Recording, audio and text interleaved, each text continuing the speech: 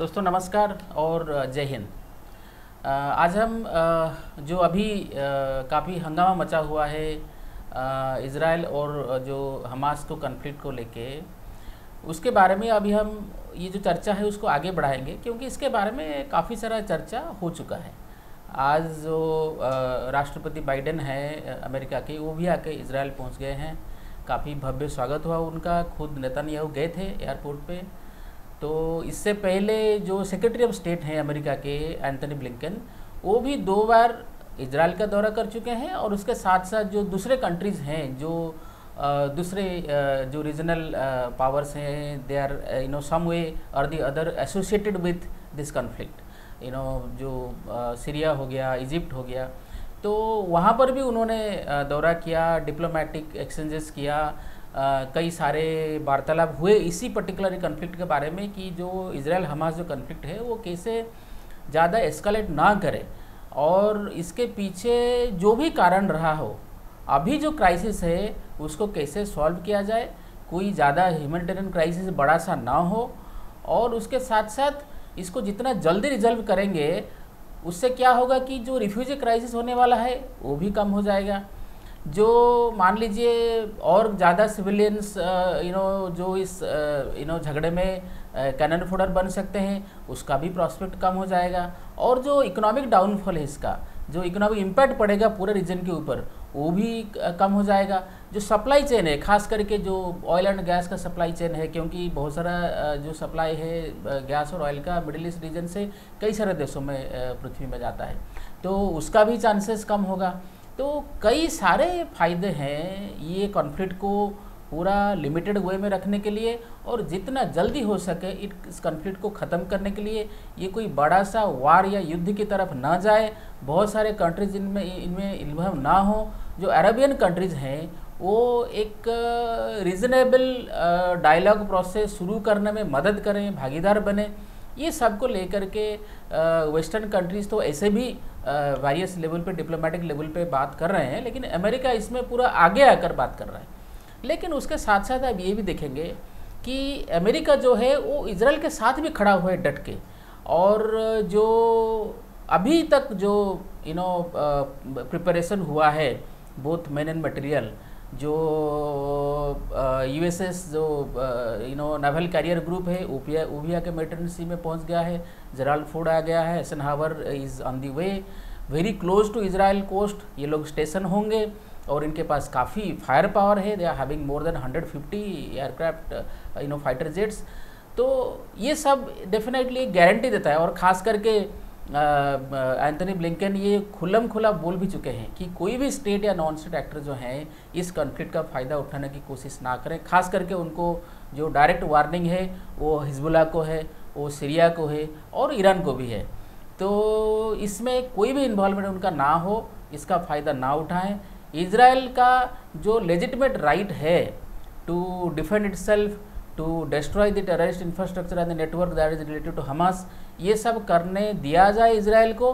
और जो भी इस रीजन में प्रॉब्लम हो रहा है उसके पीछे हमास हो या हिजबुल्लाह हो, इनका जो टेरर नेटवर्क है, इनका जो एम्बिशंस है, because like these terrorist organisations have become almost para states.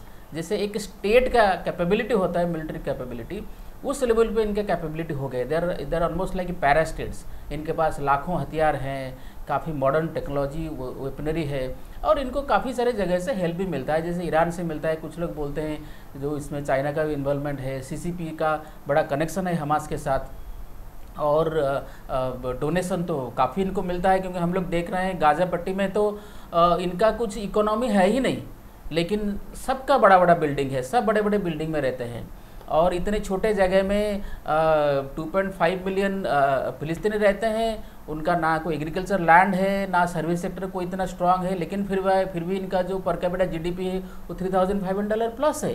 तो इससे पता चलता है कि इनको काफ़ी सारा फंडिंग मिलता है। और अभी जो पता चला युद्ध में कि यूनाइटेड नेशंस के around 13,000 volunteers are working in Gaza strip, in various capacity. उसमें रेड क्रॉस है और कई सारे ऑर्गेनाइजेशन भी हैं, वो सब काम कर रहे हैं, जो कि इस युद्ध की वजह से उनको विड्रॉ करना पड़ा, और उनमें कुछ लोग तो घायल भी हुए।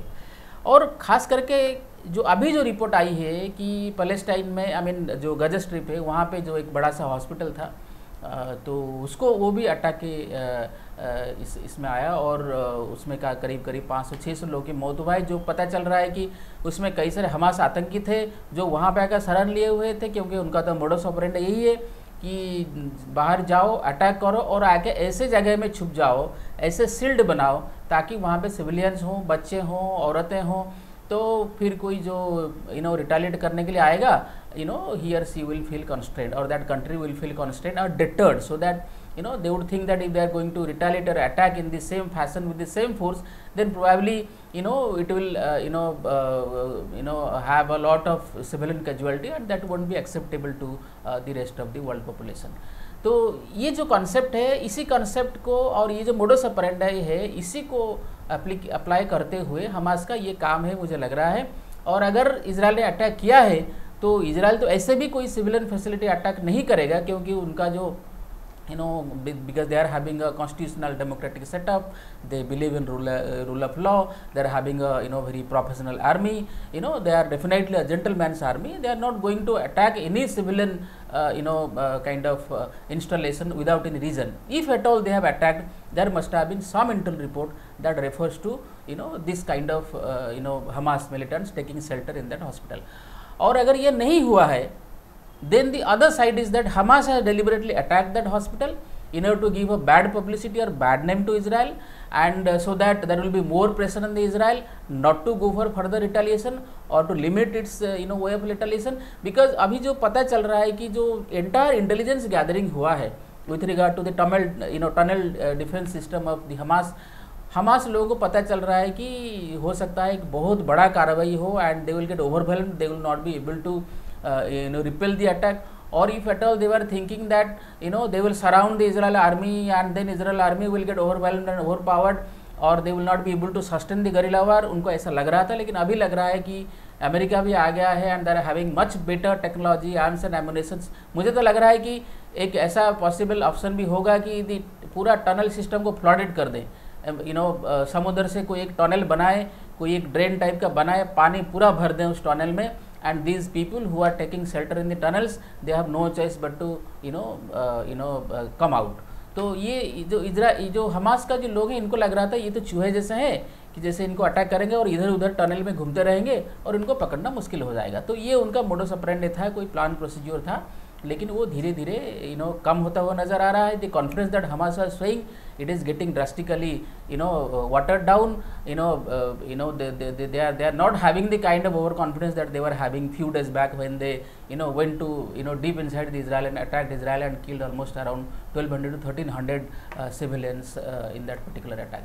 So therefore now today we are having guest with us, that is Mr. Bhaptos Pati, who is also very good at explaining and analyzing the entire West Asian region and the affairs, and he is having the very academic and substantive understanding with regard to various dynamics in that region, the political dynamics, the religious dynamics, the geostrategic and the geo-economic dynamics. And today particularly in the context that the American president has visited a war zone, try to imagine, there are missile attacks, there are rocket attacks, and the head of the state coming to Israel to a very evolving war zone and risking his own life also. So why the American president chose to visit Israel directly? And in fact we all know that German chancellor is also going to come to Tel Aviv. France President Macron is also going to Tel Aviv, come to Tel Aviv. Even Rishi Sunak will come. All these people are going to come to Israel physically. I mean, they could have otherwise sent their forces and other men and material with regard to helping the Israel and providing a support to Israel kind of thing. But the very importance of having or the very symbolism of making the head of the states, head of the governments visit Tel Aviv definitely shows some kind of urgency on the part of the Western past, that now they are feeling that this is a time to fight to finish. This has almost become not only an existential war for Israel, but also the entire Western civilization, the values, the morals, the constitutional principles that they stand for, because they also have the understanding that to what extent their societies, their cultural space, their social space, their anthropological space, have been bulldozed over. They have been captured by the migrants, particularly the migrants. They are, that they are having, religious affiliation to Islam, and the political Islam in its, ideological component, the political Islam in its, international aspect. It is really posing a danger to the Western civilization or the Western societies and all that they stand for, because as we know, in the last 7-8 days, a lot of demonstrations are taking place in support of Hamas. They are not condemning Hamas, they are condemning Jews, and they are creating a law and order situation, or rioting. They are even, there are also even people who are so radical that they are stabbing people here and there, killing people. In Belgium, there was a stabbing incident yesterday, around 5-6 people that have died. So in this entire context, how this war is going to evolve, if at all, we can call it a war, number one. Number two, if that war is really going to convert into some kind of a world war, which we may refer to as third world war, if that is the case, or if it is going to escalate, then who are the other powers, who are the other actors that they are going to directly get involved in this entire affair? And then if at all the other countries are getting involved, like the Arabian countries, Iran, etc., even Saudi Arabia, etc., because it is now a question of saving Islam and kind of thing. That is at least the idea that the Arab countries are going to put. So if that is going to be the case, then let us discuss what is going to be the end game, and more importantly, what is the political objective of Israel. I mean, they can initiate the war. I mean, of course, they are saying that the war has been initiated by Hamas. They will end it. That's okay. Beyond the bravado, beyond the overconfidence, and besides those points that they can win, but if they are going to win, then win at what cost? And what is the political objective? Let us say they are able to completely capture Gaza Strip. After that, what are they going to do with that? Are they going to indefinitely capture Gaza Strip? What kind of administration they are going to put there? Are they going to directly administer Gaza? So in that case, what will be the response of the rest of the world community? What about the West Bank? What about the cause of the Palestine? Many more cases are involved, and this entire West Asian crisis really has become a crisis of gigantic proportion, or kind of world proportion. So therefore, let us take forward the analysis to those aspects. So welcome Mr. Pati to our show. And first, I would like to know, like, what is the exact game plan, or what is the exact strategy behind the President of USA visiting a war zone, or live evolving kind of volcanic war zone, that is Gaza Strip now? See, if we were to go by Biden's first, let me also say this thing, that we are going to make it a bilingual discussion in both Hindi and English, because many of the viewers will not be able to completely have a grasp with regard to the subject in English only. So therefore, you can please go with a bilingual mode. तो अगर हम करीब 20 साल पहले का video एक आजकल social media में काफ़ी वायरल हुआ है, which is about the present president of USA, Joe Biden, talking about the importance of Israel for the US. Okay. When he was a senator. When he was a senator. Okay. He is categorically saying कि हमको अगर ज़रूरत पड़े हम ऐसे 10 Israel खड़े करेंगे, because Israel is the pivot for the US policy in Middle East.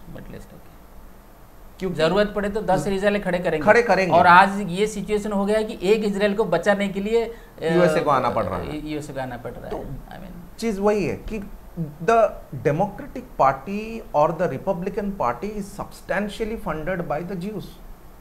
US politics and the world economy is run by Jews. And USA is not a country which is only looking for markets across the world, but it has to have its own house in order, and for that house to be in order, there has to be substantial investments by the Jews.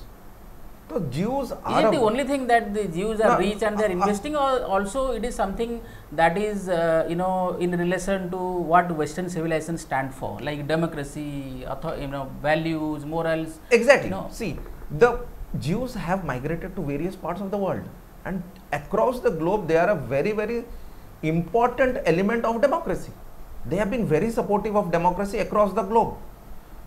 In fact, they have been supporting India, the largest democracy in the world, in every aspect of, let's say, geostrategy, or let's say economics, or let's say environment. They have given some of the technologies for, let's say, water desalinization, let's say dry land agriculture. For everything, Israel, or let's say the Jewish population, is one of the propellers of different segments of economy. So Jews as a race were never a race who wanted to have some kind of expansionist ideas. If we were to go by history, the Jews were thrown out of their homeland when the Arabs invaded Israel. They went to different parts of the world, and only in 19th century they planned to come back to Israel, and they came back to Israel. So if at all we were to go by, let's say, the local US politics, Jews are an essential element, both for the Republicans as well as the Democrats, and they cannot alienate that important funding source, they cannot alienate that important constituency. So in such a circumstance, not only that, to control Iran in Middle East, Israel played a big role. Israel was instrumental in dismantling some of the major nuclear installations of Iran. Iran's major nuclear scientists were assassinated by Mossad. USA never wanted Iran to be a nuclear power in Middle East, because everybody knows that if Iran gets nuclear at some point in time, then majority of the Shia militias will have access to all of this. No, but what I wanted to know from you, that like, see, USA could very well send its men and material, all resources that USA can provide. But what is the point in, President Biden himself visiting the war zone? What is the symbolic value of that? Is it only symbolic, or there is something substantial part? The symbolic value of this is that this battle is not between Islam and Jews. This battle is between good and bad, let's say, the terrorists and the civilization. So USA at this point in time is trying to project that this is not a battle between the Jews and this, let's say, the Arab world. Absolutely not. There were no firepower, let's say, 6 months back. Why did this happen? Because there was some kind of provocation by the Palestinian militant group called Hamas.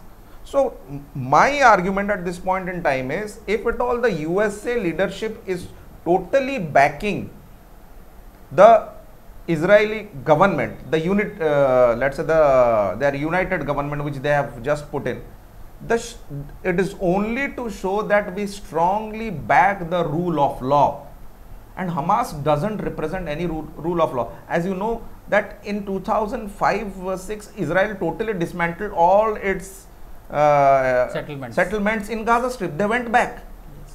And even they destroyed their own temple. Exactly, they destroyed their all their establishment. They went back, and immediately after that there was takeover by the Hamas.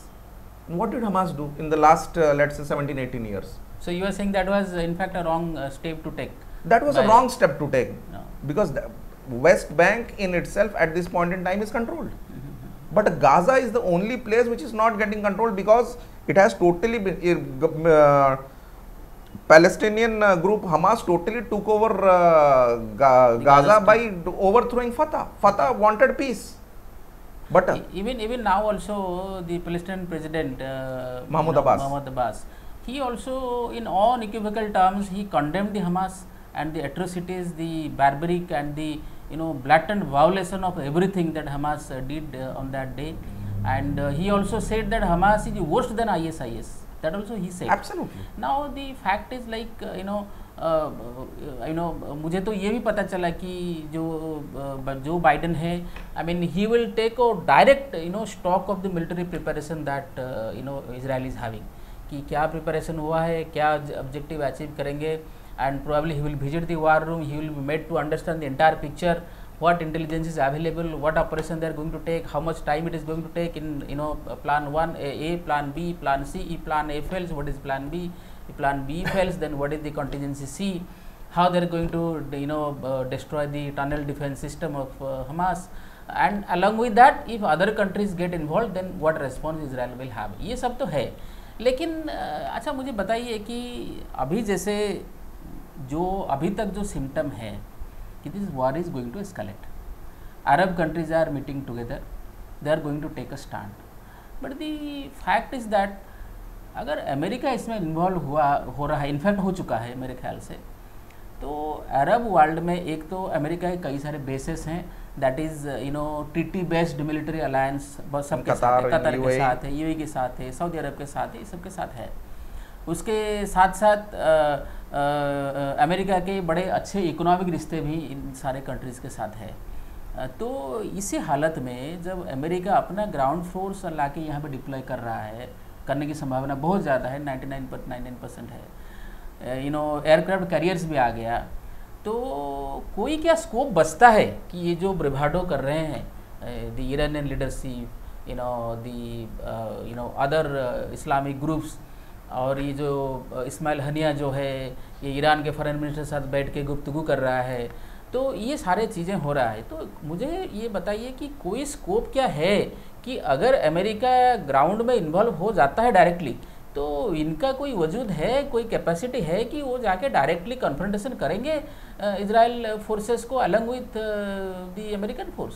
नहीं, देखिए point ये है कि even before the American president arrived in Israel, जो स्थिति है आज, Egypt support नहीं कर रहा है, जॉर्डन सपोर्ट नहीं कर रहा है हमास को, सऊदी अरेबिया भी सपोर्ट नहीं कर रहा है। सऊदी अरब तो पूरा हैंडसअप अप्रोच लेके बैठा है, यूएई, सऊदी अरेबिया, हाँ, ये सब इन्होंने अपना, क्योंकि वहाँ पे भी जैसे हम लोग पहले बोल रहे थे कि वहाँ पे भी जो एलिट क्लास है, those people who are ruling this countries, उनको भी धीरे धीरे ये प्रॉब्लम हो रहा है कि जो उनके नीचे जो समाज है, जो सोसाइटी है, वो इतना रेडिकलाइज हो रहा है धीरे धीरे, अब उनके ऊपर भी खतरा आ जाएगा, क्योंकि उनके कंट्रीज में भी रिवॉल्यूशन हो जाएगा। अभी 2017 में जो यूएई के फॉरेन मिनिस्टर हैं, उन्होंने एक बहुत अच्छा स्पीच दिया था जहां पे उन्होंने कहा था कि अगर फ्यूचर में कहीं से टेररिज्म या रेडिकलिज्म एमिनेट होगा, वो यूरोप होगा, यस, वो मिडिल ईस्ट नहीं होगा, because middle east is controlled. Middle east में रेडिकलाइजेशन को काफी हद तक कंट्रोल कर दिया गया है, और जो यूरोप के पॉलिसीज हैं वो सारे रेडिकलाइज्ड एलिमेंट को डिफरेंट कंट्रीज में घुसा रहे हैं। तो कल को अगर एमिनेट होगा तो वो यूरोप से होगा। ये कहते हुए मैं आपको वही बोल रहा हूं कि यहां पे रोग एलिमेंट दो हैं, एक है Turkey, Turkey has been very very open about its support to Hamas, और है ईरान। अभी कुछ दिन पहले देयर वाज टॉक कि शायद अमेरिका फिर से JCPOA को फिर से शुरू करे, हाँ, न्यूक्लियर डील फिर से शुरू किया जाए और ईरान को टॉकिंग टेबल पे लाया जाए। इस माहौल में मुझे लगता नहीं है कि ये डील और हो पाएगा। तो Iran will have to be taken into the same IAEA sanctions which it was already having. और ये जो अभी जो न्यूज़ घूम रहा है कि पाकिस्तान वाले 2 एटम बम बेच दिए हैं किसको, $3.5 बिलियन में, उसका क्या? ये भी शायद सच्चाई भी हो सकती है, क्योंकि इसका कोई मतलब पुष्टि तो हुआ नहीं है, पर ये चल रहा है पूरे, मतलब र्यूमर ये चल रहा है कि $3.5 बिलियन में पाकिस्तानियों ने अपने 2 वॉरहेड बेच दिए हैं। किसको बेचे? एक तो नहीं, अगर बेचा होगा तो ईरान को ही बेचा होगा, हाँ, क्योंकि एक तो सऊदी लेगा नहीं। हाँ, नहीं, खाली लेने से तो नहीं होता है ना, वॉरहेड अगर आप ले भी जाएंगे, upkeeping of that, launching of that needs a lot of preparation and kind of technological help, very advanced stage, और वो लेना भी इजी है क्योंकि वो लैंड उनका मिलता है, बॉर्डर मिलता है, बस ट्रक में किसी में भी ले जाओ, कुछ स्मोक स्क्रीन दे के। सऊदी अरब में लेने के लिए तो फिर आपको दूसरा चीज़ ढूंढना पड़ेगा, आपको या तो जहाज़ में लेंगे या प्लेन में लेंगे, जो कि पकड़ा जाने का चांसेस ज़्यादा है। तो ये जो मुल्ला मुनीर, असीम मुनीर जो है, इनके पास तो पैसा भी नहीं है, ऐसे भी कटोरा लेके घूमते रहते हैं पाकिस्तान वाले। $3.5 billion is a lot of amount for Pakistan right now. Asim Munir काफी घूमे हैं इस बीच, काफी कंट्रीज के साथ उनका काफी वार्तालाप भी हुआ है, और ये सब कहते हो, मैं ये भी बोल रहा हूं कि कराची में सारे हमास टेररिस्ट का बहुत सारे मेजर पोर्शन का ट्रेनिंग भी हुआ है। तो इस हमले में पाकिस्तान का भी एक एक्टिव रोल है, ये कोई कोवर्ट रोल नहीं है, ये पूरी ओवरग्राउंड रोल है जो कि पाकिस्तान के साथ लिंक किया गया है। लेकिन ये कब तक समझेंगे, आप मुझे बताइए, ये जो वेस्टर्न कंट्रीज हैं ये कब इसको समझेंगे कि the Damocles sword is hanging on their head? क्योंकि आप देखिए जो 9/11 हुआ, सारा कुछ पाकिस्तान में प्लान हुआ, करेक्ट हुआ अमेरिका में। America is the ally of Pakistan since long. India तो उनके साथ बॉर्डर भी शेयर करता है, हमारे साथ उनका कॉन्फ्लिक्ट भी है जम्मू कश्मीर को लेकर के और दूसरा चीज़ को लेकर के। लेकिन जब उन्होंने अटैक किया, they chose America and the ally of Pakistan and the Christian country. तो जिसे हम लोग जैसे बात करते हैं कि वो गजवा हिंद का बात करते हैं, क्या क्या करते हैं, भारत दुश्मन है, लेकिन जब दुश्मनी निभाने को आया तो पहले अमेरिका के ऊपर निभाया। और बहुत सारे बॉम्ब ब्लास्ट तो ये स्पेन में हुआ, ग्रीस में हुआ, यूके में हुआ, नहीं वो मैं सितंबर 11 के बाद में जो बात कर रहा हूँ, जो सीरीज ऑफ ब्लास्ट हुआ, ग्रीस में हुआ, मेट्रो में, यूके में हुआ, बहुत सारे ये जो ये जो वेस्टर्न कंट्रीज हैं, एक तो उनके घर में ये लोग घुस रहे हैं धीरे धीरे इलीगल इमिग्रेशन वगैरह करके, और उनका जो फॉल्ट लाइन्स है डेमोक्रेसी में, जैसे उनका कॉम्पिटिटिव पॉलिटी है, एक पार्टी, दूसरे पार्टी, तीसरे पार्टी, चौथे पार्टी, तो उनको लगता है कोई ना कोई पार्टी हमको सपोर्ट करेगा वोट बैंक के चक्कर में और कुछ चक्कर में। तो वो तो डेमोक्रेसी का the fissures and the fault lines of democracy, वो उसको एक्सप्लॉइट करते हैं। दूसरा, पाकिस्तान को बचाने के लिए भी अमेरिका हमेशा खड़ा हो जाता है। अभी जो IMF का लोन मिलने वाला नहीं मिल रहा था, तो वो तो मांग रहे थे 1.1 बिलियन डॉलर, उनको दिया गया शायद अराउंड $3 बिलियन, वो भी अमेरिका के कहने पे।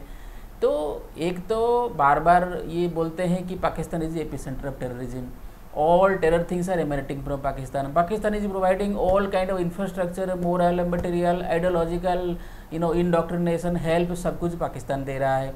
उसके बाद पाकिस्तान, उस्मा बिन लादेन मारा गया, वो भी पाकिस्तान में छुपा हुआ था और कैंटनमेंट में उसको रखा गया था। ये सब जानने के बाद भी ये पाकिस्तान को जिंदा रखना चाहते हैं, पाकिस्तान को हेल्प करना चाहते हैं, और ये जो फ्रैंकेस्टाइन मॉन्स्टर है, इनको बार बार बचाने का ये क्या पागलपन है वेस्टर्न कंट्रीज में। हेनरी किसिंजर ने एक बहुत अच्छा बात कहा था कि being America's enemy is dangerous but being America's friend is fatal. तो आप देखिए कि भारत ने एक बहुत ही निष्पक्ष रूप से कहा है कि ना वो रशिया के साथ खड़े थे, ना वो यूक्रेन के साथ खड़े हैं। जो हमारा नेशनल इंटरेस्ट जहां पे रहेगा हम उसके साथ। यूएसए काफी प्रेशर किया है, खाली नेशनल इंटरेस्ट नहीं है, हमने तो ये भी बोला this is not an era of we talk about peace also, this is not an era of war. In fact ये जो वार भी हो रहा है अभी वेस्ट एशिया में, अगर हमास अटैक नहीं किया होता तो ये नहीं होता। और अभी भी ये वार अभी भी चुटकी में बंद हो जाएगा अगर पूरा world including the Arab states take a stand against that without any condition surrender and release all the hostages that you have taken, and thereafter only other things will be settled through discussion and all. ये भी नहीं हो रहा है।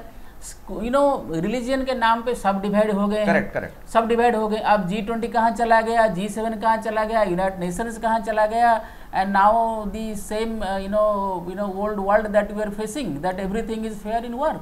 Correct. तो मैं वही बोल रहा था कि जब भारत ने अपना एक पक्ष रखा, भारत ने अपना एक ऐसा पक्ष रखा कि ना वो इनके साथ गए ना वो इनके साथ, उन्होंने खुद को चूज किया।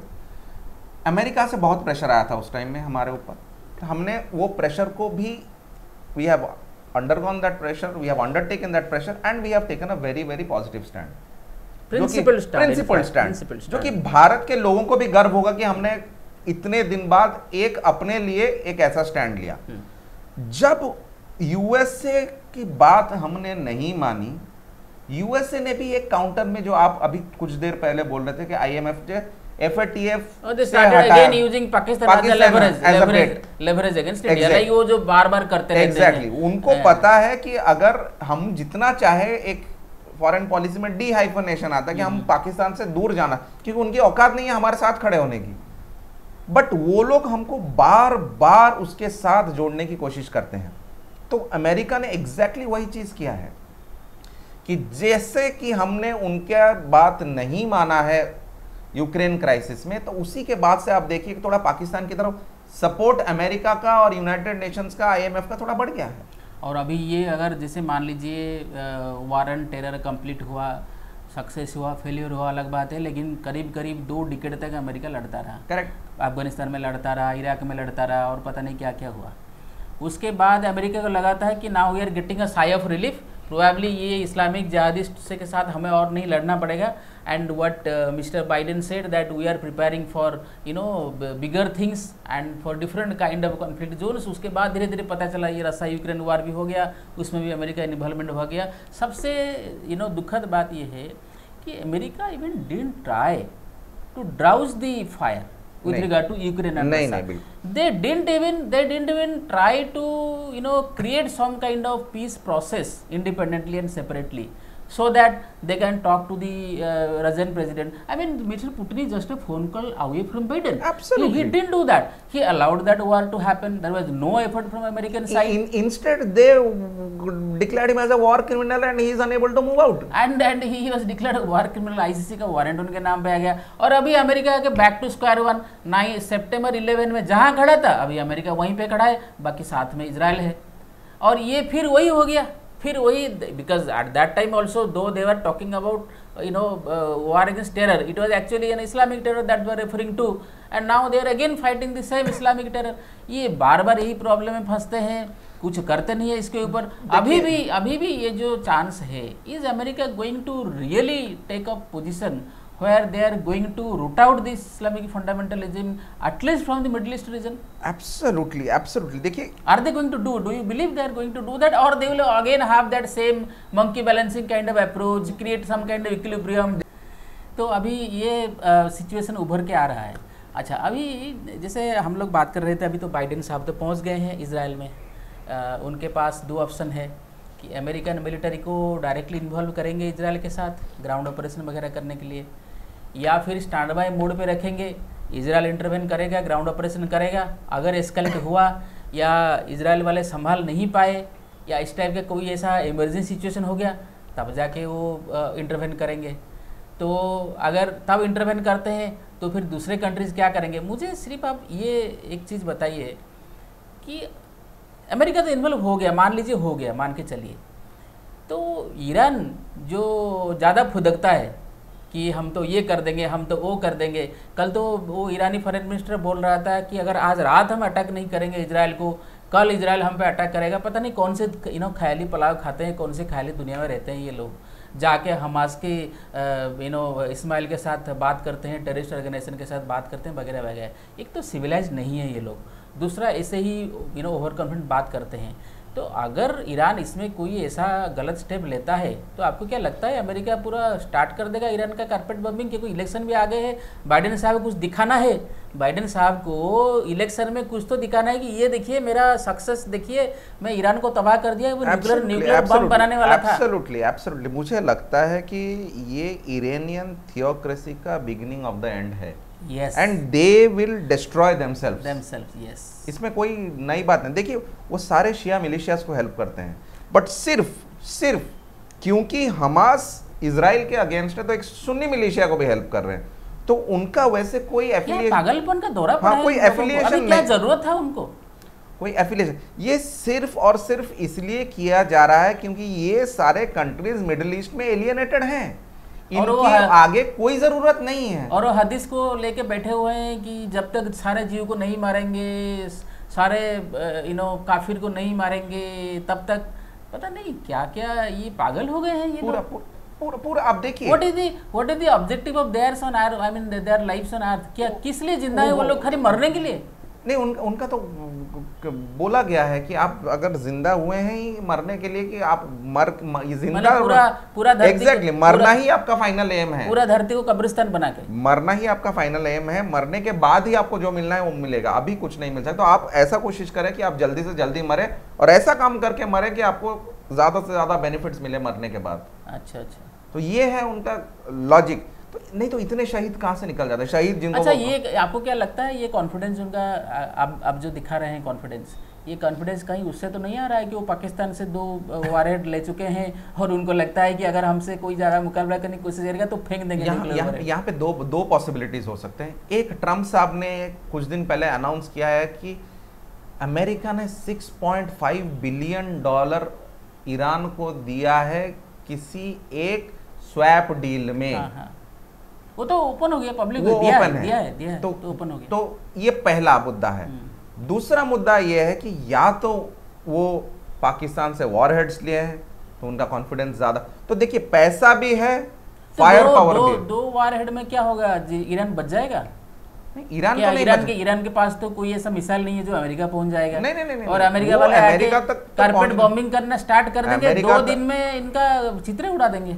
मैं आपको वही बोल रहा हूँ कि ये लोग जो सोच रहे हैं वैसा कभी भी नहीं होता है।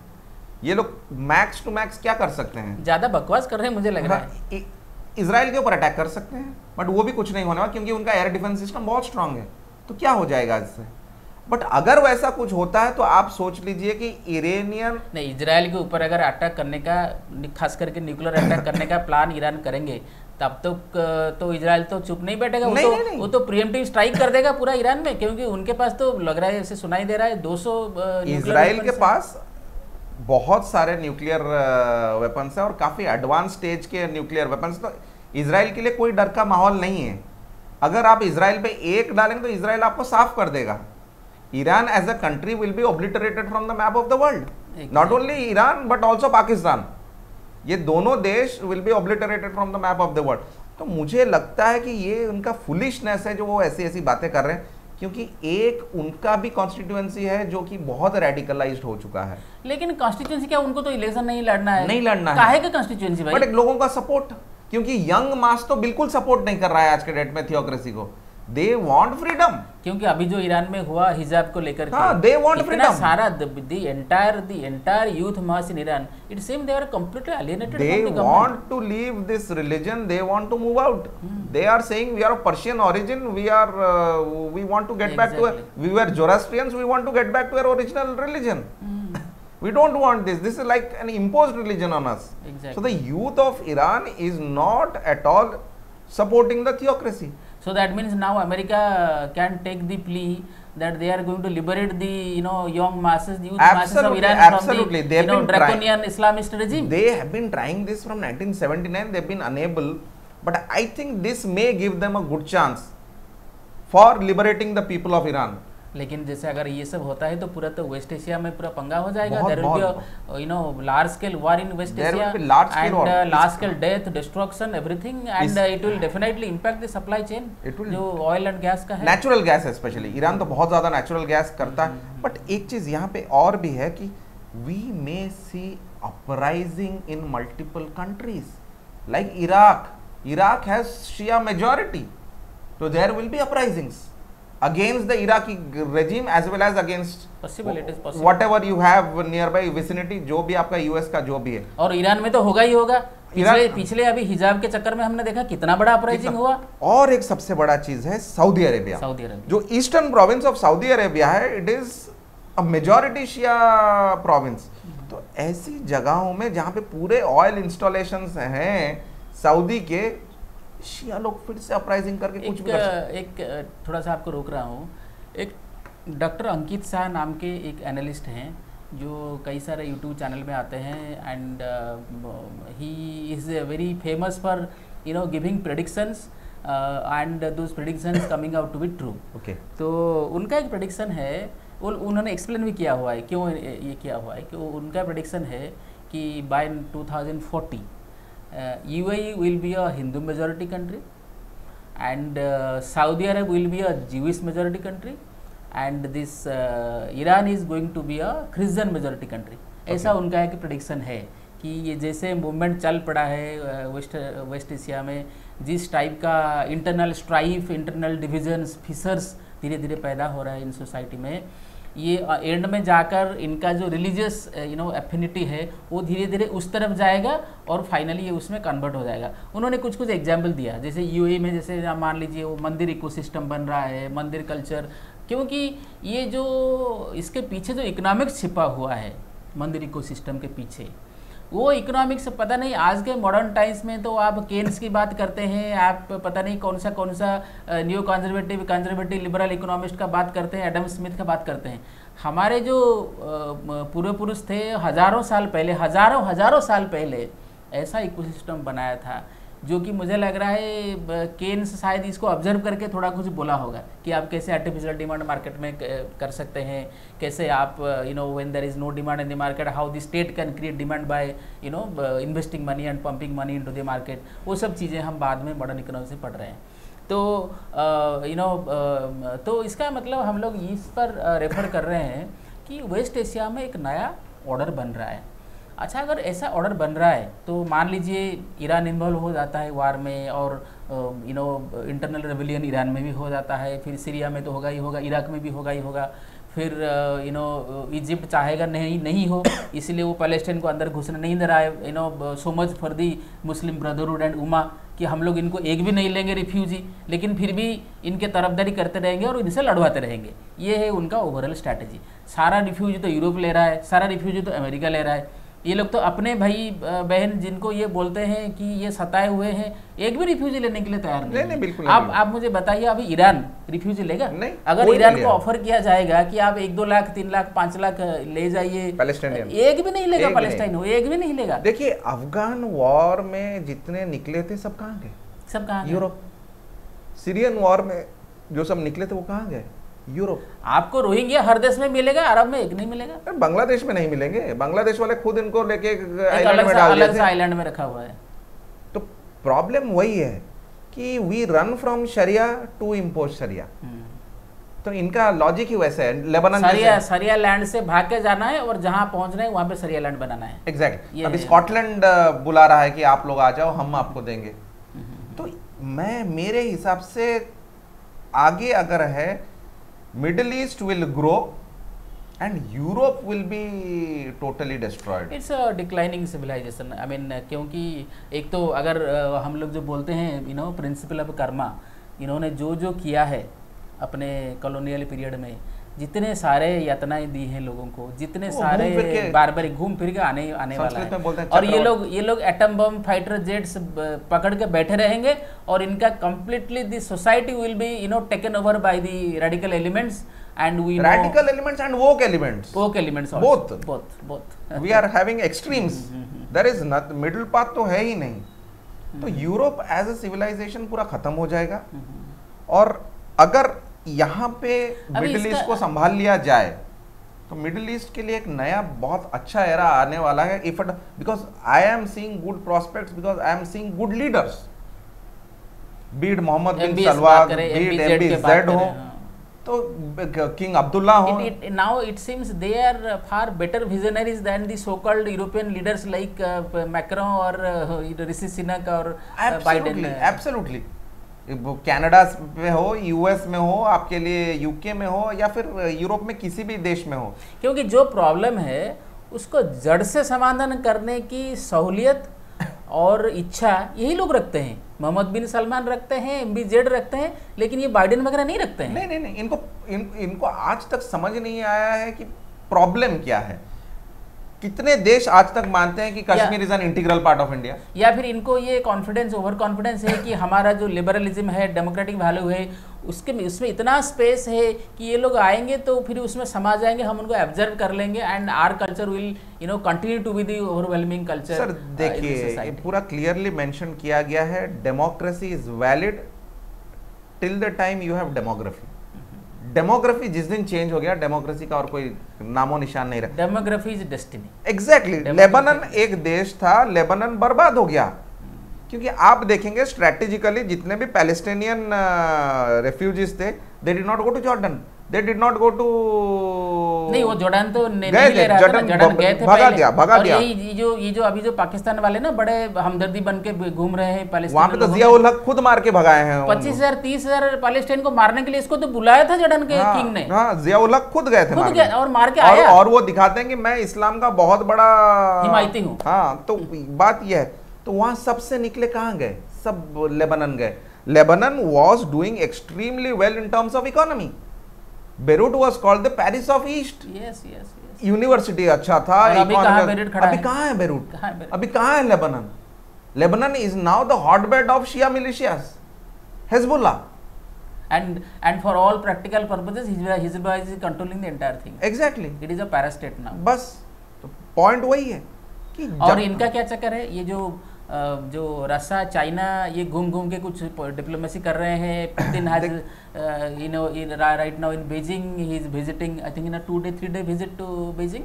एंड वहाँ पे क्या पलाव बन रहा है. देखिए यहाँ पे अगर जियो स्ट्रेटेजिकली देखेंगे तो रशिया का एक बहुत इंपॉर्टेंट बेस है सीरिया में, टार्टूस. यस.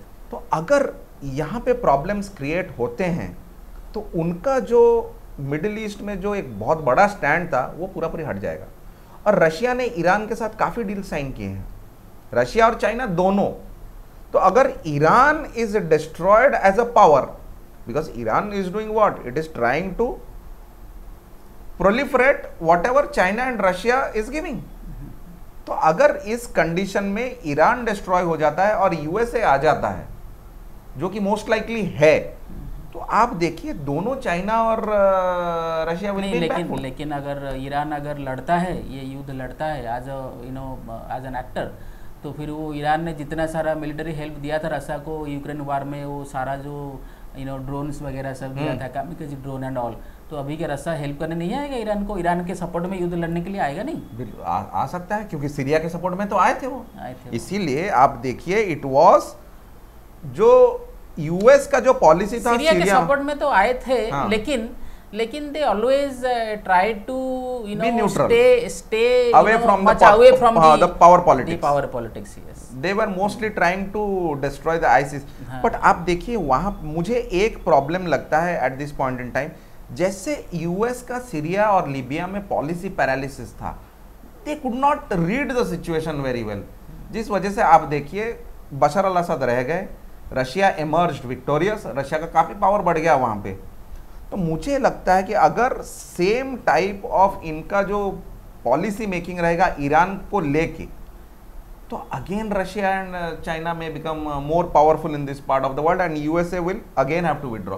तो यूएसए अगर चाहता है कि उसका मिडिल ईस्ट में फुटप्रिंट बनी रहे, तो they have to take strong action. जो आप बोल रहे थे कि या तो वो डायरेक्टली लड़े या तो वो बैकअप दे इजराइल को कि भाई आपको जो करना. मुझे तो लग रहा है बैकअप में काम नहीं चलेगा, डायरेक्टली लड़ना पड़ेगा. हाँ, तो या तो आप डायरेक्ट लड़ लें, क्योंकि अगर आपको मिडिल ईस्ट में सेटल इन करना है, आपको उसको ठीक करना है middle east, and somebody has to. एक तो आपको हिजबुल्लाह को न्यूट्रलाइज करना है, करेक्ट. आपको हमास को न्यूट्रलाइज करना है, करेक्ट. ये पूरा इंतिफादा मूवमेंट को न्यूट्रलाइज करना है. आपको सबसे पहले ईरान का कुड्स फोर्स और आईआरजीसी को न्यूट्रलाइज करना है, क्योंकि इन सब का बाप तो यही है. पैसे देने वाला कौन है? यही तो है. आप और ये हापाजड़ सैंक्शन तो काम नहीं करेगा. आपको पूरा पिन पॉइंट अटैक्स करना है, पिन पॉइंट मारना है इनको, beat financially, beat politically, beat militarily. USA has to devise a very very strong strategy, जिसमें कि सीरिया और लीबिया जैसे कंडीशंस फिर से क्रिएट ना हो. नहीं, हाँ वो तो ठीक है, हम लोग बात कर रहे हैं वो ठीक है, लेकिन कभी ऐसा लगता है कि चलो ठीक है, हम लोग सोच रहे हैं अमेरिका ऐसा करे, नहीं कर रहा है. अमेरिका के पास कुछ कंस्टेंट्स होंगे, उनका जो परसेप्शन है, एनालिसिस है, फ्यूचरिस्टिक प्रोजेक्शंस हैं, वो कुछ डिफर होंगे. उनके पास they are more briefed than us, they are having more ground realities, we are not privy to lot of information. तो वो सब तो ठीक है, लेकिन ये जो चीज़ है ये कहाँ जा रहा है? क्योंकि ऐसे ही सार्क डिवीज़न जो फर्स्ट वर्ल्ड और सेकेंड वर्ल्ड वॉर में हुआ था, पहले यही हुआ था कि कौन कितना स्पेस रख लेगा, कौन कितना एरिया में will play the role of an anchor, and this kind of competition was there. It was a dog fight between nation states, and that the dog fight led to these 2 world wars, basically leading to a lot of destruction, both men and material. और अभी 70-75 साल के बाद हम लोग सोच रहे थे कि post second world war there is a peace, even if वो कोल्ड वॉर वगैरह हुआ, फिर हमने वाहवाही ली, we patted on our back कि चलो ठीक है, हम लोग इतने इंटेलिजेंट हैं आज ह्यूमंस कि हम लोग फिर वो युद्ध किए नहीं. यद्यपि कोल्ड वॉर हमने किया, लेकिन सही जो सच्ची में युद्ध है वो हमने किया नहीं. हम लोग इंसान बड़े स्मार्ट हैं, अच्छा काम कर दिया वगैरह वगैरह. फिर वो छोटा मोटा कन्फ्लिक्ट होता रहा, फिर यही गल्फ वॉर हुआ था 91 में, फिर वो कोसोवो वार हुआ 99 में। ये सब छोटा मोटा, इसको हम छोटा मोटा वार बोल के फिर चुप रह गए कि चलो ठीक है कुछ कुछ हो रहा है, फिर तो बड़ा वार नहीं हो रहा है, वर्ल्ड वार टाइप का नहीं हो रहा है। अभी उसी दहाने पे लाकर फिर हम अपने आप को खड़े कर दिए कि फिर वही sharp ideological division, super powers are aligning with each other, regional powers are aligning with each other, and the world is divided in terms of religious lines. पहले तो आइडियोलॉजिकल लाइन पे डिवीजन होता था, अब तो प्योर रिलीजियस लाइन पे division हो गया। And now many people are talking about that crusade, holy war kind of thing. I know probably the last war of humanity, क्योंकि हम लोग तो सुनते आए हैं बचपन से, यही ऐसे लिखते आए हैं कि the third world war will be the last world war for humanity। ये सब हम पढ़ते आए हैं, इसके बारे में डिस्कशन करते आए हैं। तो कहाँ what kind of dangerous move the humanity is making? Absolutely। देखिए, ये डायरेक्ट कन्फ्रंटेशन तो नहीं है, ये सैटेलाइट फाइटिंग, सैटेलाइट का सैटेलाइट है। Israel is the satellite and Iran है, ईरान का सैटेलाइट है आपके लिए हमास। तो ये सैटेलाइट का सैटेलाइट है। तो मुझे लगता नहीं है कि इतना बड़ा स्केल में आगे बढ़ने दिया जाएगा सिचुएशन, बिकॉज आप खुद देखिए entire world is going through an economic crisis. तो कहाँ से मैन, मटेरियल, पैसे कहाँ से लाएंगे? यूएसए का भी खुद का हालत खराब है, ईरान का हालत खराब है, रशिया का हालत है, चाइना का भी हालत खराब है। नहीं, लेकिन हम तो ऐसे टाइम पे खड़े हैं, अगले साल इलेक्शन है सबके घर में, सबके घर में। सही बात है। And everybody is doing equally bad, yes. तो अगर हमको बचाना है तो हमको आगे बढ़ना पड़ेगा। तो मुझे लगता नहीं है कि ये फुल फ्लेजेड एक बहुत लार्ज स्केल वॉर होगा। और मोदी जी क्या करेंगे? अब तो 10 दिन 12 दिन हो गए युद्ध के। मोदी जी तो एक बार आके बोल के चले गए, उसके बाद मोदी जी का खबर है नहीं। He must be planning. He must be planning. I think he must be planning a visit to Israel because his constituents.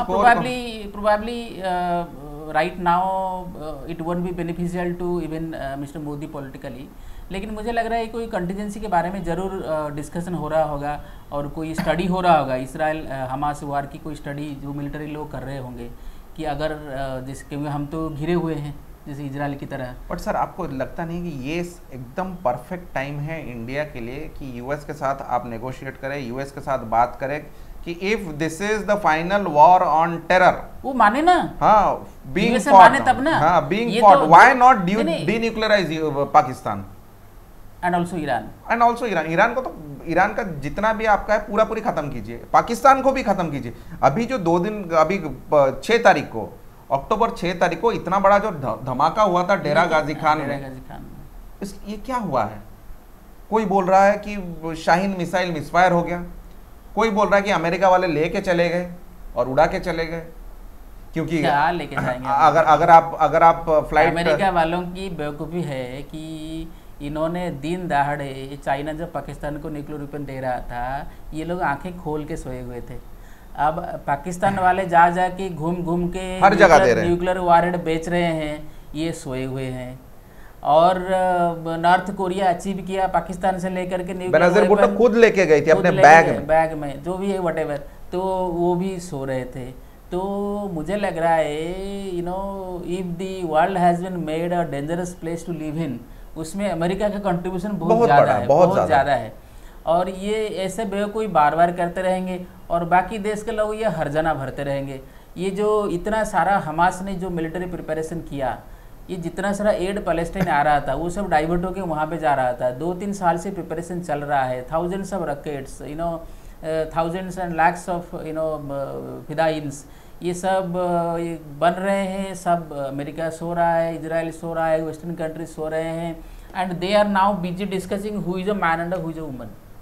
लड़का कौन है, लड़की कौन है, उसके बारे में डिबेट चल रहा है। मतलब 21st सेंचुरी में हम लोग इस बात पे आके खड़े हो गए हैं कि अब हम डिबेट करें कि जिसको हम लड़का बोल रहे हैं वो लड़का है सच में क्या? अगर आज लड़का है, कल को क्या ये लड़का रहेगा? या जो लड़की है वो आज लड़की है तो कल को फिर लड़का भी बन सकता है।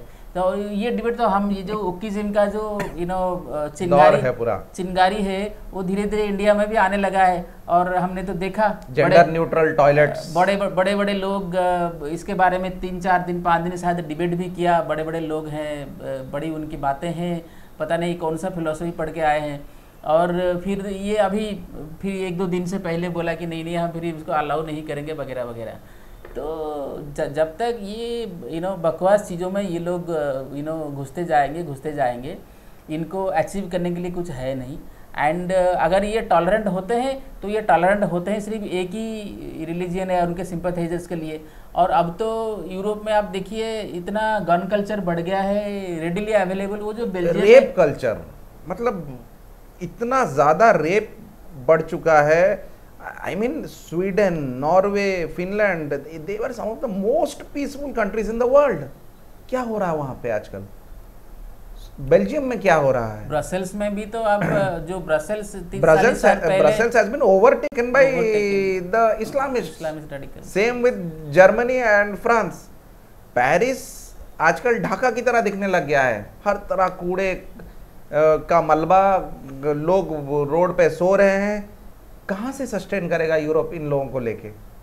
तो ये सब चीज़ों से कि मर्द कौन है, औरत कौन है, इन सब और से फिर इनका ओपन बॉर्डर पॉलिसी है कि जो आता है, अमेरिका में भी वही चल रहा है। और 2 ही देश हैं जो कि ये सब अलाउ नहीं करते, एक है हंगरी, दूसरा है पोलैंड।